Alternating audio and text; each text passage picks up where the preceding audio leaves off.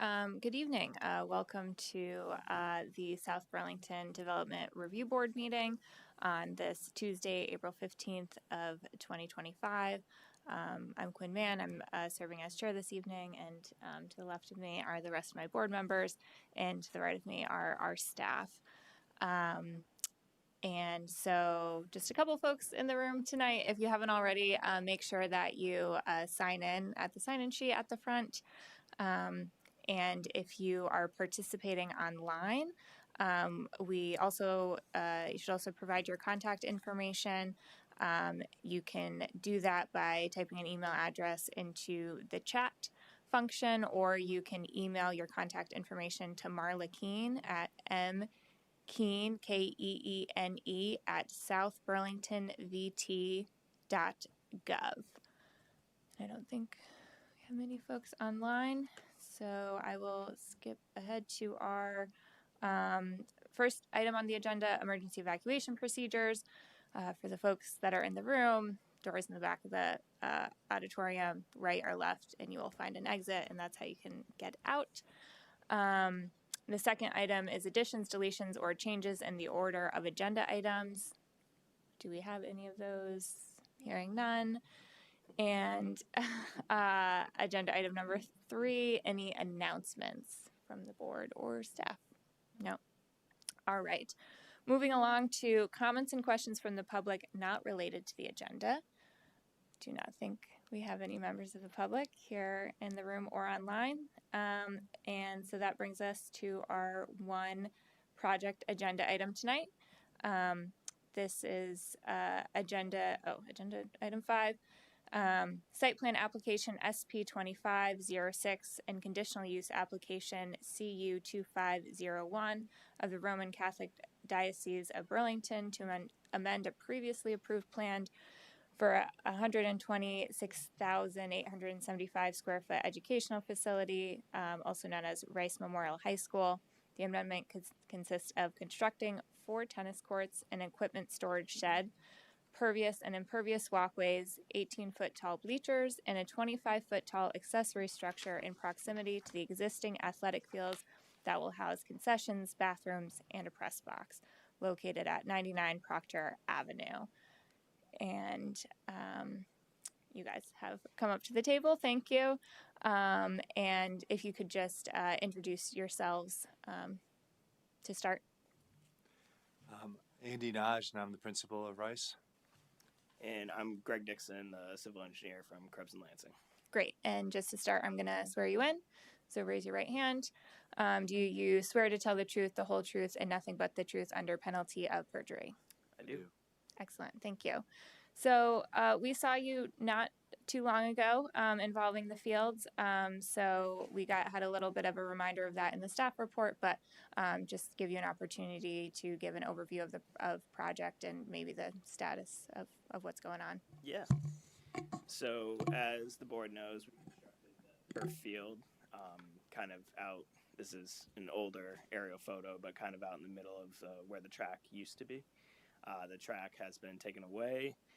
We do have a pervious walkway that kind of loops up and connects into the new field. But we also took away all the bleachers sort of during that project because they were kind of old and needed to be refurbished. So what we are coming here today is kind of a phase 2.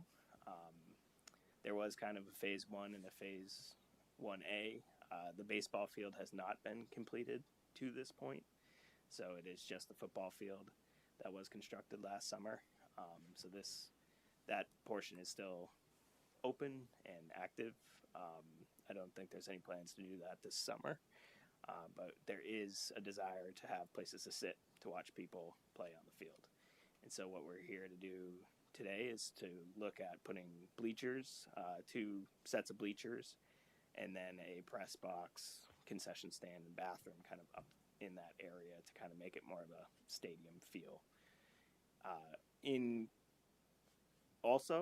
What we were trying to do is there's in back of the building, kind of the back L, there is a desire to have some tennis courts. We felt that it would kind of made sense to permit these together, both state stormwater wise as well as with you folks. So that process is 4 new tennis courts. There's kind of some wraparound sidewalks. Also, because of the grade, I think it'll be kind of neat. The tennis courts will actually kind of be inset into that area, kind of creating a bowl of like a grass area that you can kind of sit on the sides there and watch the tennis as well. There will be just an equipment shed, I think is currently planned right now, right in there. And just also because of the grade, there will be a retaining wall that if you're going from kind of the height it's retaining to the ground, it's almost exactly 8 feet. But I'm expecting that there'll be kind of a knee wall in between there. So the actual height of the wall might be closer to 10. Okay. Board, do you have any questions before we get into the specifics? Any intention to light the courts? Not right now. So there's no lighting proposed for either project. Great. Thank you. Anything else? All right. So we will move on to the staff report. Staff comment number 1. I'm just going to read the comment or the paragraph that comes before the comment as well. So in our previous decision to establish the facilities at Rice Memorial High School as components of the education facility, a distinct extinct from outdoor recreation facility, the board included a condition that the athletic fields at Rice Memorial High School shall only be used for school-related athletics and activities. Staff considers the proposed improvements to be subject to the same restriction. I think that makes sense. Board, do you have any other comments on that? And then I will give it to you. Do you have any concerns or comments about that? Okay, great. Did it last time, so we will continue with that. Quinn, Yes. before you move on, Yeah. just one question. I don't think it changes anything, but just looking at the drawings and the box with the existing and proposed, the overall coverage, does that include the new football fields as well? Just to my eye, it looks a little low. So the new football field was actually pervious. So we designed that with state stormwater and city stormwater to be impervious. Oh, okay. Basically, That makes more sense. Yeah, what we removed is normally they're made with like a more of a stone dust, and we changed that out for kind of a small pebble, and that allowed water to better permeate through. Okay. Thank you. Yeah. Excellent. Thank you. All right, moving on to staff comment number 2. Staff recommends the board discuss whether the proposed improvements shall be considered an expansion or enlargement of existing non-conforming educational facility use as regulated by the 7 criteria below. I think staff outlines that through the criteria that I don't think it would be an expansion or an enlargement. Or do you have any other comments or concerns with that determination? Okay. Then we will move on unless staff jump in, unless we've glaringly overlooked something. Why is it not an expansion or enlargement? Sure, yeah. I guess it's pretty laid out in the staff report, but our consideration, not a finding, but a consideration, is that the educational facility use is for the education of students, and that adding bleachers to the football field does not enlarge or expand their ability to educate students. So it's an accessory structure on the principal structure that is remaining the same size. So that is our consideration, that it is not an expansion or an enlargement of the educational facility use because they are not expanding or enlarging the educational facility. Thank you. Yeah, or expanding capacity, I think, was part of that, which I think is helpful as well. I gotta say, I do have a little heartburn with this one. Not that I'm arguing against the project in any way, but so if they decided they wanted the tennis courts to be indoors and built a large building over the tennis courts, wouldn't educate any more students, but it would be quite an impact to the site. Instead of bleachers, if they want a stadium, not going to educate any more students, but it's certainly going to be an impact to the site.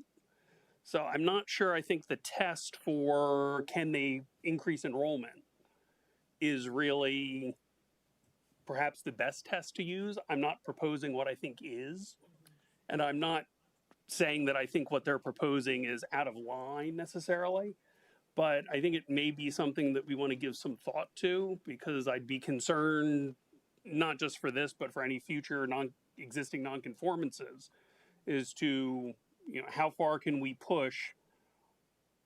Well, we're not expanding an existing nonconformance. I think you could make an argument that this is an expansion. It's a new building. It's a small building, but it's a new building. The bleachers are not a de minimis thing. We don't have any neighbors here complaining. Hopefully that means the neighbors aren't opposed to it, but were there bleachers previously? There were. Okay, so we're largely replacing those. Like I said, I'm not real comfortable with that as a definition.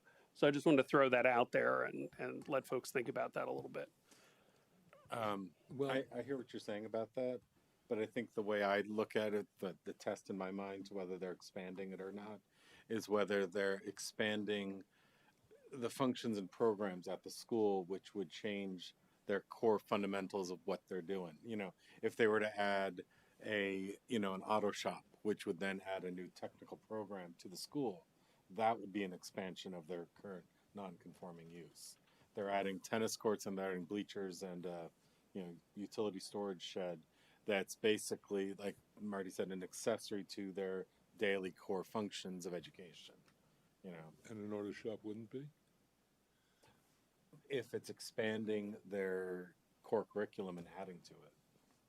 But I would say that would be more of a discussion point if it's not adding students or adding, technical program after school type of thing. But if it is just part of their core curriculum, they're going to add auto shop, then we could have more of a discussion to that. I gotta say, in passing, how did this become a non-conforming use? I mean, would it ever be included in a zone where it wasn't permitted when it was sitting there, an obvious, important structure? It's nuts. Yeah, so I believe what happened was all of our residential zoning districts that permitted fewer than 5 units an acre, so the R1, the R2, and the R4 were all consolidated into the low-scale neighborhood zoning district, and the Planning Commission made a choice that they did not want to allow educational facilities in the low-scale neighborhood zoning district.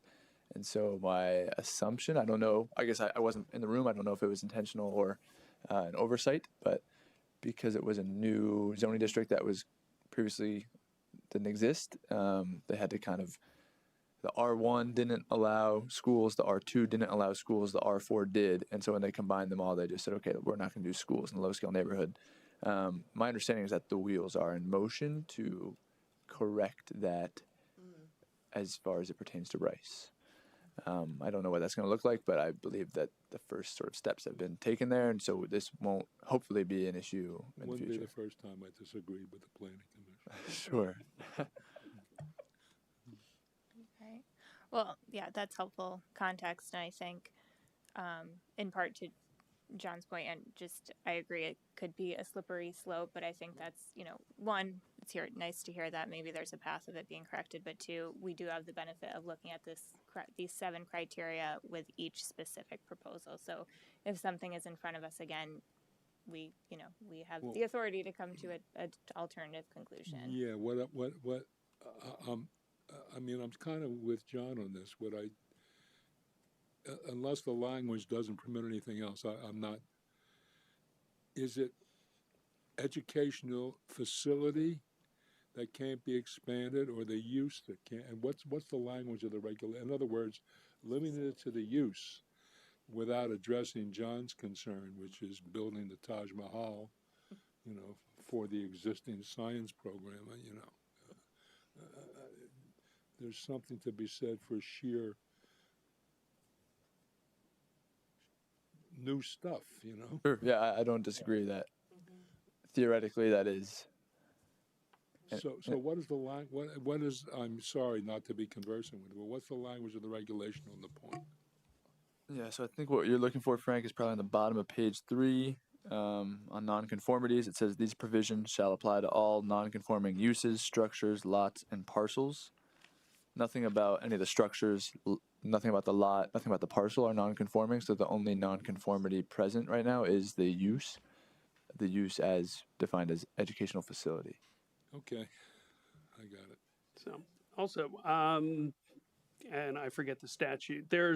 We've come across the state statute that gives fairly broad latitude for educational. And does that apply in this in any way? Does that give them any more latitude than the LDRs would? It might. So there's a limit on what we can, as a municipality, regulate when it comes to educational facilities. We can't interfere with the intended functional use. So if we were saying no tennis courts allowed, and Rice wanted to make an argument that tennis courts are an essential part of the intended functional use of an educational facility, then that state statute might come into play, or something analogous to that. Okay, thanks. Excellent. Very helpful. All right, good discussion on that point. Is everyone all set to move on to number 3? Great. So number 3, staff recommends the board require the applicant to identify the heights of the proposed one-story accessory structure and bleachers located in proximity to the proposed tennis courts. And this is for the purpose of being able to determine if they will be compatible with the site and nearby structures. Yeah, so I don't know if this comment might have been written after we sort of sent you the heights of that stuff, but the total height of the bleachers, I think, is about 17 feet, and then the height of the building is about 22. Oh, so this comment's about the stuff next to the tennis court. Oh, the stuff next to the tennis court. Yeah. Sorry, I thought we were talking out in the field. So like I said, I think that side of the tennis courts, you'll kind of have a knee wall that kind of wraps around, more of a fall protection or something like along those lines. And then that building we mentioned would stay under 15 feet. And so I don't think we have any set plans of what that would look like, but right now we plan for it to be less than 15 feet from the elevation of the tennis court. So the 15 feet comes into play for conditional use review, but this standard is about how it fits with the surrounding area. So we're just looking for an actual number. Approximate, if that's what you've got.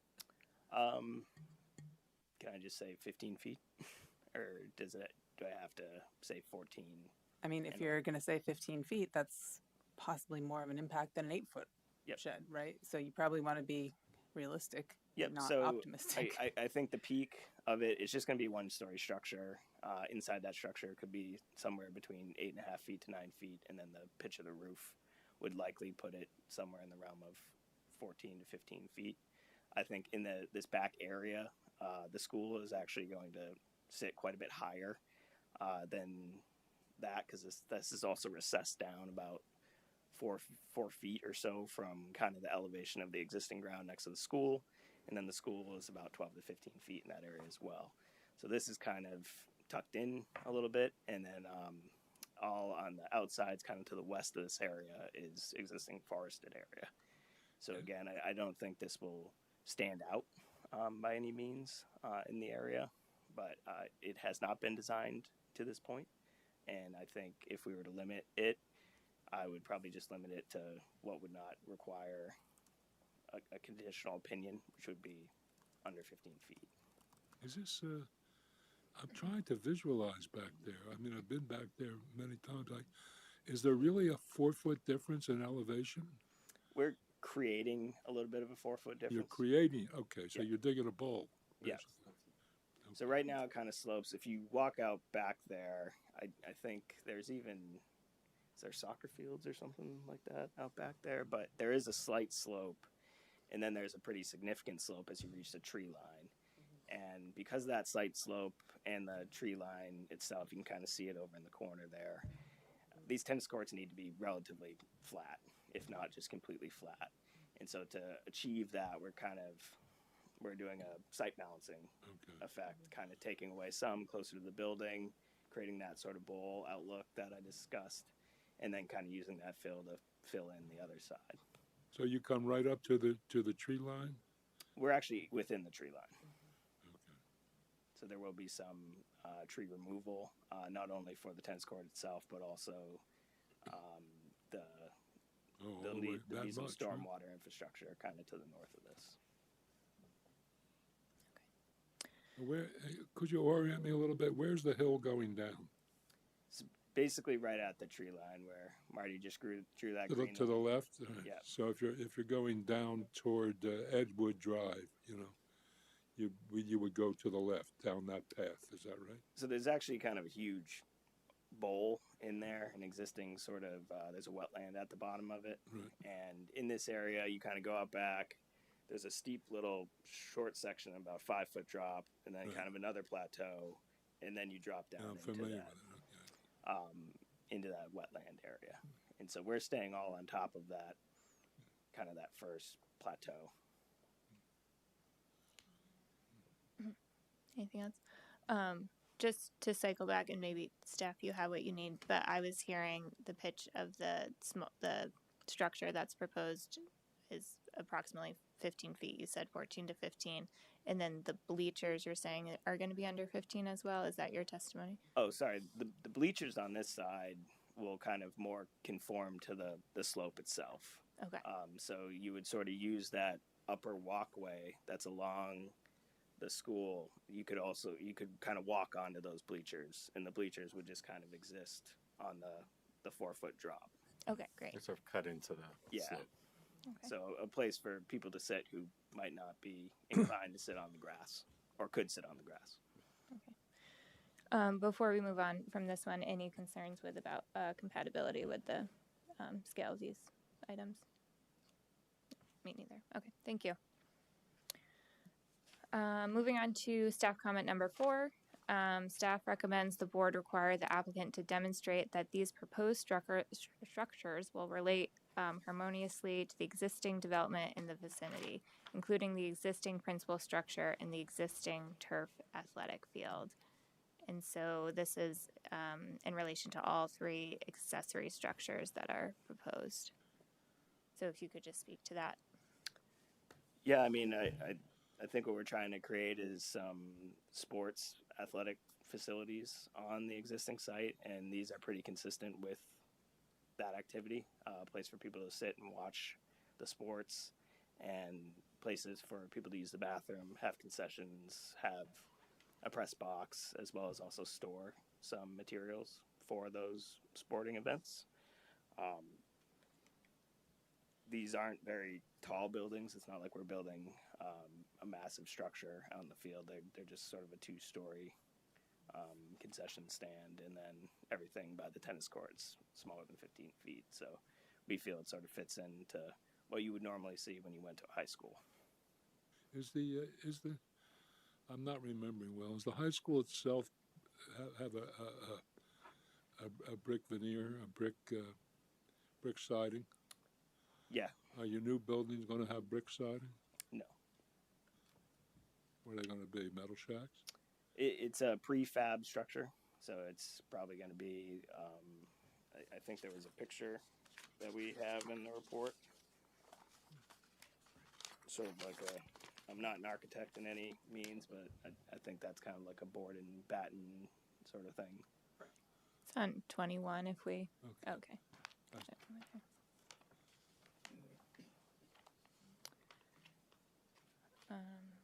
Any other comments or? Yeah, This is just point of curiosity. Would you make it rice green, or do you have any control over color? Yes, I think we try to make sure that it blends in appropriately. Great.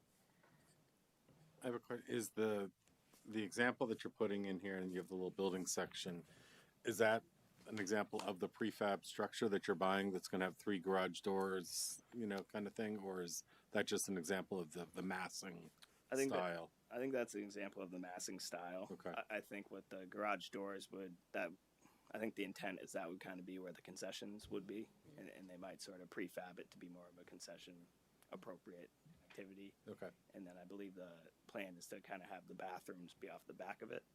Okay. And the windowed area would be kind of where the press box would be. Okay. Okay. So that's what the second story is for, is the press box. Okay. Okay. All right. Anything else? Very good. So moving on to number 5, staff recommends the board require the applicant modify the plans to show the existing screen dumpster location prior to issuance of the zoning permit. Is that something you can? I did have that on the existing conditions plan, but I can put it on the yeah, no worries. I can you definitely point get it out for us? Yeah, So that go to C 0.00. You can kind of see the note for it's just right above the baseball field. okay. So that's where we have it currently. There's Thanks. no plans to move it. Great. I'll definitely put that on the proposed plan. Long leader pointing.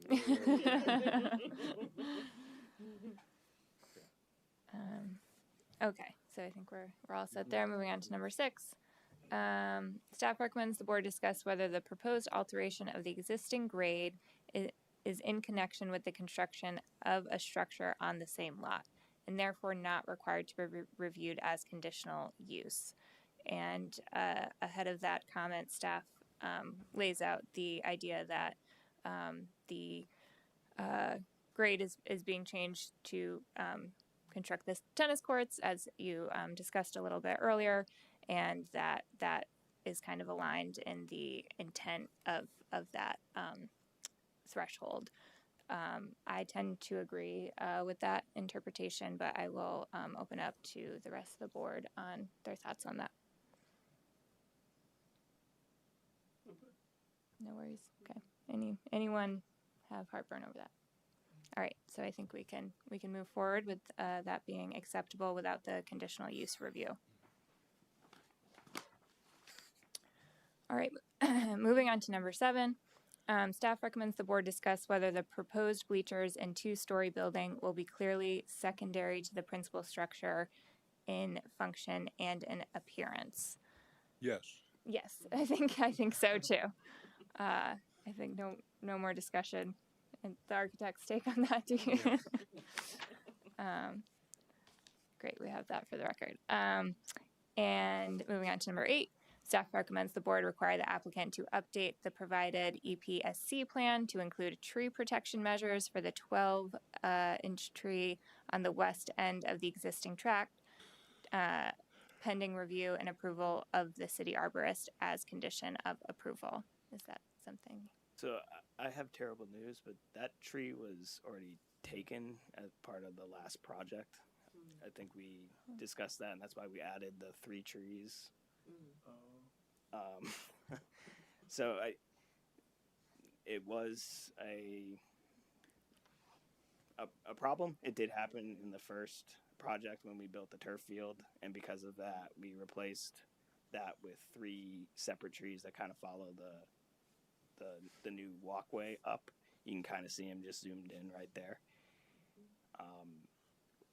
I think we'll kind of not be in the realm of needing to get anywhere near those with the new construction, so they should be fine. But unfortunately, that 12-inch tree no longer exists. All right. Good to know. And I think that we can move on. Anything else there? Okay. And so moving on to number 9, staff recommends that the board require the applicant to address comment 1 of the city stormwater superintendent to the satisfaction of the superintendent prior to closing the hearing. Do you have an update on that? Or I have not gotten in contact with him. Unfortunately, the state stormwater permit is still dragging its feet a little bit. I am prepared to tell you what we're going to do for the stormwater and what I explained, but I haven't finalized that with staff or the state at this point yet. So that is something we would probably need before the close. Is that like more definitive? Either that, or could it be conditioned in approval that I just work with city and state to get that final permit? Because we do have every intention to do it. The state has not issued the existing permit, so I cannot therefore amend the permit until that is completed. So the condition would have to be specific enough that the average person can understand exactly what it is you are going to be doing. Yep. So that can't be a condition, because getting them to agree isn't a specific action. A specific action is like install 4 bicycle racks 6 feet away from the side of the building on concrete pad, 2 by 8 feet. But what we can offer you is that we can continue the hearing to a future date, that you feel comfortable being appropriate amount of time. Would you feel comfortable kind of, since you know what you're planning on doing, submitting that information to the city in advance of the state approving it? Yeah. Okay. So why don't you go ahead and do that? Think about how long you need to get that sorted out. Our stormwater section is a little understaffed at the moment. It's hard to get their attention. So probably want to give more than 2 weeks, probably more like 4 weeks. But I wouldn't say any longer than that. And if you have it all ready to go, and then we can come back with a draft decision at the continued hearing, provided everything else is, I guess I'm over-promising because we haven't gotten to the end yet, but provided there's no other major issues, we can come back with a draft decision, which doesn't really alter your timeline because the board has 45 days to issue a decision once the hearing's closed anyway. Mm-hmm. Yeah, so I can at least outline what we plan to do. There is an existing 3-acre stormwater rule for this project. It has been in the process of kind of working its way through the state for almost 2 years now. I do think there's a light at the end of the tunnel, and we will get that permit shortly, and then we will amend that permit. We have already done all the testing and design for a infiltration basin out by the tennis courts. All of the walkways up by the turf field will be the pervious pavers that we had on the first go around. We'll just continue that look.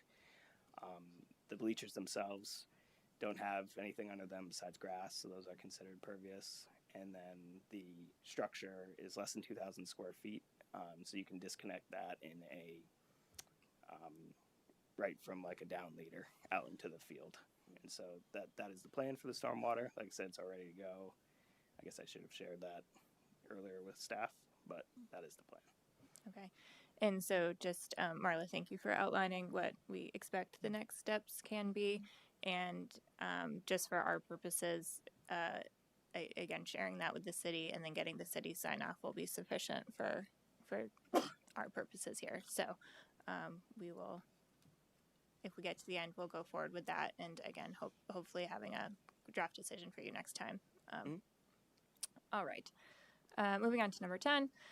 Staff further recommends that the board require the applicant to update provided sheet C1.01 to include details for all proposed EPSC. I'm going to finish reading this, even though I think it's a little repetitive of what we discussed.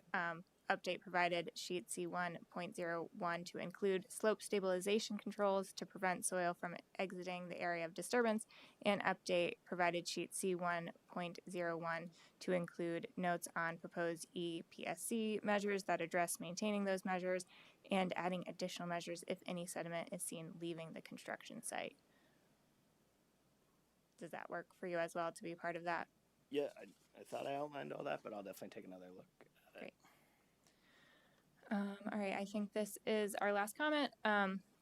Staff recommends that the board require the applicant to testify as to the exact height of both portions of the proposed retaining wall. If both sections of the proposed retaining wall will be 8 feet in height or shorter, then no conditional use approval is required. I believe you opened with addressing this, but could you repeat that?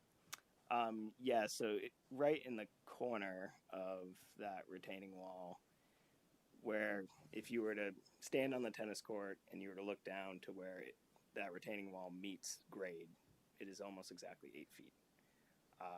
I do expect there'll be something above that. There just has to be for sort of safety of somebody tumbling off that thing. So there'll probably be a knee wall or some sort of that. And so the top of what I would consider the wall would be that sort of knee wall. And so I do expect in that far corner, we are looking at somewhere between 10 and 11 feet higher than grade. So the retaining portion is 8 feet. The retaining portion is exactly 8 feet. All right, so let's flip back to read the standard again, because that's different. A retaining wall. And or proposed to be located within 5 feet of property boundary shall require conditional use review. And shall include a demonstration by a certified engineer that the retaining wall is structurally sound to serve its intended purpose.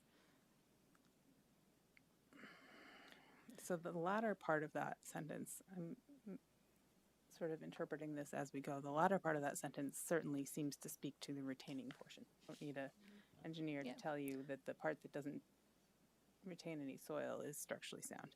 Well, yeah, and it says, and a retaining wall over 8 feet, so.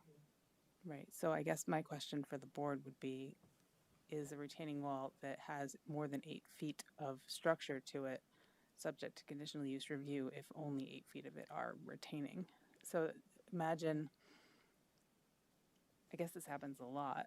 There's sort of a seating area and 8 feet dropped, but then you have to have like another 2.5 feet above to keep people from falling over the edge. 42 inches. Will the knee wall be physically joined to the retaining wall? Yes. So that's a 12-foot wall. No, 10 foot, it's 10 and a half a foot. 12-foot wall, but the retaining part is how much it's holding back the soil. Well, but also keep in mind that a fence over 8 feet in height is also subject to conditional use review. So I would interpret that the point of this standard Right. is more the aesthetic impact Aesthetic based on the impact. fact that I the would agree. same standard applies Right. to a fence. I would also suggest if it's 8 feet, you don't want to get to construction and have it be 8 feet too, and you got to come back. No, and So it might just make sense to call it 12 feet and do what we need to do so that you get what you need and don't get hung up. But wait a minute, let me ask something else. Unless if I'm understanding what you said correctly, and correct me if I'm wrong, I don't read plans very well. If the 8 feet is at the extreme end of the courts, right? it's the most extreme point Inside the tree line, inside the tree line. Yeah. where nobody will ever see it except me as I trespass on your property coming up from my walk, right? Yeah, I think it will be very not visible. But Greg, are you talking down here or are you talking up here? the far northern corner is kind of Up here. Yeah. Top left corner of the. So, the elevation of the Oh. tennis courts in know why that my area cursor's is not about showing. 178, and you can kind of see the one. so basically elevated from where? I mean, it's got an 8-foot dimension, but it's basically going down, not up. Mm. You know, and it's hard to see any aesthetic element involved whatsoever. And I would, and where's the grade? 8 feet from where? If you're standing at the point where Marty is showing that green arrow. So that's the only location where it would be 8 feet. Everywhere else it would be less than that. But Yeah, but it's 8 feet down from there, right? yeah, It doesn't rise 8 feet above No, that point. no. And actually, by time you can see how quickly grade catches up. I mean, it's retaining wall. It's retaining material to. If there's any way around treating it as a conditional use, I'd be in favor. I haven't looked, so I don't have an argument to make, but it seems a little on the. So they're already in conditional use review That was sort of my for the point. structure. I don't think anyone's going to be opposed to it, and I think we should add it in because I agree that whichever way you look at this, you're going to fall under conditional Yep. use. If we say it's not an 8-foot retaining wall because it's 7'11" of earth that's being retained, it's taller than an 8-foot fence. From a structural standpoint, you're also going to have 42 inches above the grade Yeah. for fall protection. And I mean, I don't think you're hearing any opposition to it. I think we should just to do. Yeah, it no, cleanly. I was fine. I didn't know where to land. I was just. I can pull up the conditional use criteria right now if that's I anticipated this, and I got a little frog in my throat. I included them underneath 11. Look at you.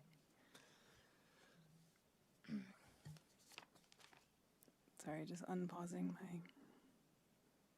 Yeah, it doesn't affect any of those. And you are the certified engineer that's testifying to this, correct? I'm the certified engineer testifying to its location and its height and You're stuff not like going to be that. engineering the I wall. am not going to be the structural engineer that designs this wall. I do think because of the height, there will be a structural engineer at construction that will design this wall. There has to be. Okay, yes. Yeah, That's and what I was that- perhaps we'll say you will have a certified engineer design the wall. We will have a certified structural engineer. design this Excellent, thank you. I mean, there's a lot of those pre-block systems that come pre-engineered from the company will stamp and sign it. I do not want my stamp. No. That is not doing it myself either. Yeah. got that clear. Yeah. So as we read that, the standard above here, should we could say something like require demonstration by the certified engineer before zoning permit is issued? Would you have the plans at that time? Yeah, I think by the time they know exactly what they're constructing, we're coming to you for that process. They'd have a structural engineer prepare that exactly to the specification of what will be designed. Cool. And board is comfortable that the 5 conditional use criteria are not impacted by the. Yeah. I think that's easy. Great. Thank you for anticipating that, Marty. Yeah, I mean, it's just we will do small retaining walls, but this breaches the Because it's not level just of that. supporting earth, it's also supporting the facility above. And Mhm. Great. Okay. So as we discussed, we will be continuing this application, and we'll get a date for that in a minute. I don't think we have any public online or in the audience, so taking open for public comment, but I don't think we will hear anything. And other than that, what would the date we would be looking at, about 4 weeks out for their continuation? Or does that make sense to you? Marla suggested the 4 weeks to just work with the city stormwater. I mean, I would hope that I could get in contact with them earlier than that, just outlining my plan and having them at least give you guys a okay. I mean, I can write exactly what I described tonight again to them in a email, and hopefully I can work with them to at least get that step. I will not have the state stormwater permit, obviously, by that point. Yeah, and we don't need, that's what I was confirming with Marla. I think we just need the city to sign off for our purposes. Yeah, I can, I think 2 weeks it should hopefully be doable. Okay. Do we run into that we need, because if it's 2 weeks, we need the materials by today, right? Since it's in kind of just internal consultation. New materials we need by today, but I think if I'm not doing anything and if you're going directly to Tom and saying this is what I'm just needing an email from Tom before our next packet, which would be a week from tomorrow. So we have 8 days to get an okay from Tom, and if you think that's doable, I think that's fine. Yeah, I think that. And worst case scenario, Tom, I don't know, can't pick up his phone for the next 8 days, and then we could always just continue it one more. Yeah, and then you're in So the same position. you're not losing anything because we could always get you on to the 2nd May. Yeah. Yeah, we just like If to 1st May doesn't work out. get there as quick as possible, but understand. Understand. Constraints. And that would be, it's actually 3 weeks from now because there's 5 Tuesdays in April. So the first Tuesday of May is May 6th, which is 3 weeks from tonight. Great. So that gives you a little more time too. So yes, May 6th, I would entertain a motion. So moved. Okay, to continue. You paused. Sorry, entertain a motion to continue SP 2506 and CU 2501 to May 6th. So moved. We got a second. Okay, great. All those in favor? Aye. All those opposed? Abstain. Motion carries. And we will see you in a few weeks. I appreciate your time. Yeah, thank you very much. Okay, that is our only project for this evening, so we are moving on to agenda item number 6, which is our minutes. We had March 4th, March 18th, and April 1st.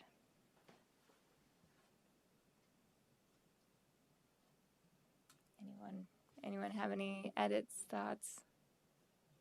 Move to approve. Okay, Second. all right, thank you. All those in favor? Aye. Opposed? And abstain. All right, so those minutes are approved. And any other business for this evening? I think we are all set. So the meeting is closing at 7:46. And good work.